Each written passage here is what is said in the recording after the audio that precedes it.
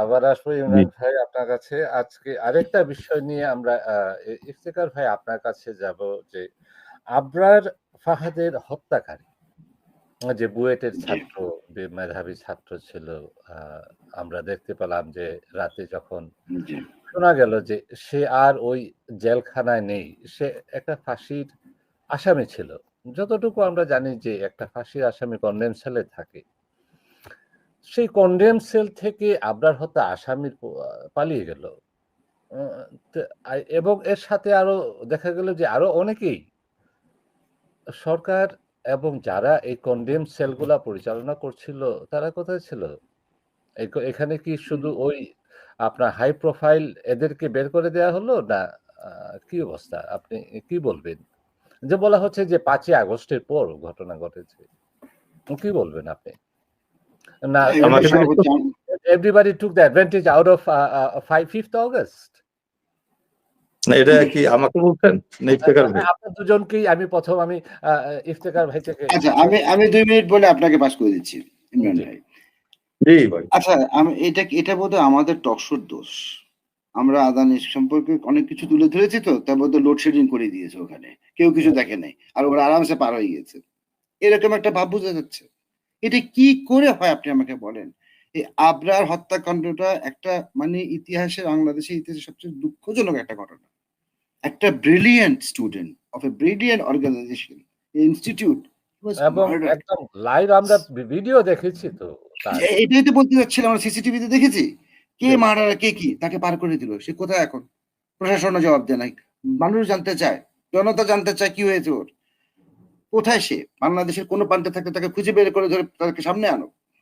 দেখুন পাঠান ভাই, এমন অবস্থা আসবে আমার আশঙ্কা হচ্ছে যে আর কোন আপনি ওই এনকাউন্টারই করে দিতে হবে শেষ পর্যন্ত রাস্তার ভিতরে চেশস্কি স্টাইলে। মানুষ এই দাবি নিয়ে আসবে কয়েকদিন পরে।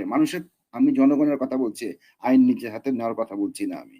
কিন্তু আইন মানুষ তখনই নিজের হাতে নিয়ে নিবে যখন তার আইন শৃঙ্খলা বাহিনীর প্রতি কোনো আস্থাই থাকবে না। যে এই লোকটা যদি চলে যায় ওখানে, ওকে তো আসলে কোনো ফাঁসি-টাসি কিছুই হবে না। আমি বিচার পাবো না কিছুই। তাহলে অনেক কিছু হতে পারে। আমরা কিন্তু একদম টোটাল ললেস এর দিকে ধাবিত হচ্ছি। আমার প্রশ্ন হচ্ছে হোয়াই? আমার এই হোয়াই জবাবটা দিবে ইমরান ভাই। হ্যাঁ, ইমরান এটার ভাই আপনার কারণটা হলো আমি যেটা মনে করি আমাদের গা ছাড়া ভাব এবং ধরি মাছ নাসিবানি বলে আরেকটা ভাষা। আরেকটা হলো আমাদের কারোর উপরে কারো কর্তৃত্ব নাই, সুপারভিশন নাই। সবাই শুধু কথা বলে আপনি দেখবেন। মানে এত কথা বলে আপনি দেখবেন আপনার একজন আমি কাজ খোলামেলা বলি, আমরা তো কাজ নাই, রিটায়ার্ড মানুষ। কিন্তু আপনি দেখবেন উপদেষ্টারা এবং বড় বড় আমলার আমি দেখছি তারা কোনো সামাজিক অনুষ্ঠান মিস করে না ভাই, এত ক্রাইসিসের মধ্যে, বুঝছেন? শালির বিয়ে, বন্ধুর মেয়ের বিয়ে, সব জায়গায় তারা যায় আর চাকরি করবে। ইমরান ভাই আমরা কি কখনো এই আবরার হত্যাকারীকে আবার জেলে ঢুকাতে পারবো? আপনার কি মনে হয়? আমার কাছে মনে হয় এটা আমাদের লোকজন পয়সা খেয়েছে। শোনেন, এটা হলো কি একটা আছে না, নো ওয়ার্ক নো পে, আমরা বলি না ভাই, একটা সিস্টেম আছে কিন্তু no work no pay. Private কোম্পানিতে কিন্তু এগুলো আছে অনেক জায়গায়। জি, এখন আমাদের বাংলাদেশে কি বেতনটা হলো একটা এমনি পাবে, এটা তো মাসে মাসে সে বেতন পাবে, যে চাকরি করে এটা বেতন তো পাবি, এটা তো তার হলো মানে স্বতঃসিদ্ধ। এটা হলো মানে এখন বাড়তি কি আছে? হ্যাঁ, বলে ছেলের মানে চাকরি, হ্যাঁ চাকরি করে, বেতন কত? বেতন এরকম, বাড়তি কেমন? আহ, এখন বাড়তিটা হইলো এই যে আপনি পয়সা দিলে এদেশে আপনি ওই যে জেলখানার মধ্যে আপনি ওখানে আপনার ওই যে ড্রয়িং রুমের ফেসিলিটিস পাবেন, আপনার বাসার ফেসিলিটিস পাবেন। ওখানে মোবাইলে কথা বলে, অনলাইনে কথা বলে, পারলে ওখানে আপনি হয়তো খোঁজ নিয়ে দেখবেন ওখান থেকে টকশো করতেছে আমাদের মতো, ওখান থেকে হয়তো টকশো করতেছে আওয়ামী লীগের নেতারা। You should not be surprised, আমি আপনি বলতেছি বহু, কারণ ওখানে হয় কি টাকা দিলে বাঘের দুধ মেলে বলে না, জি। ওই যে দেখবেন পলক হাসে। তারপরে বঙ্গবন্ধু নাকি লড়াই করতে শিখিয়েছে তাকে, সে আবার বলে। তারপরে ওই যে আরো দেখলাম মানে সো ফানি পিপল আর মানে ডিসগাস্টিং এবং শেমলেস। তো এখন আপনি যদি এই নাবালক পলক মানে এই টাইপের লোকজন আপনি মন্ত্রী মিনিস্টার বানান, এখন আইজি ডিআইজি প্রিজন আপনি বানিয়েছেন, ডিআইজি প্রিজন আইজি কে পাত্তা দেয় না, শুনবেন আপনি?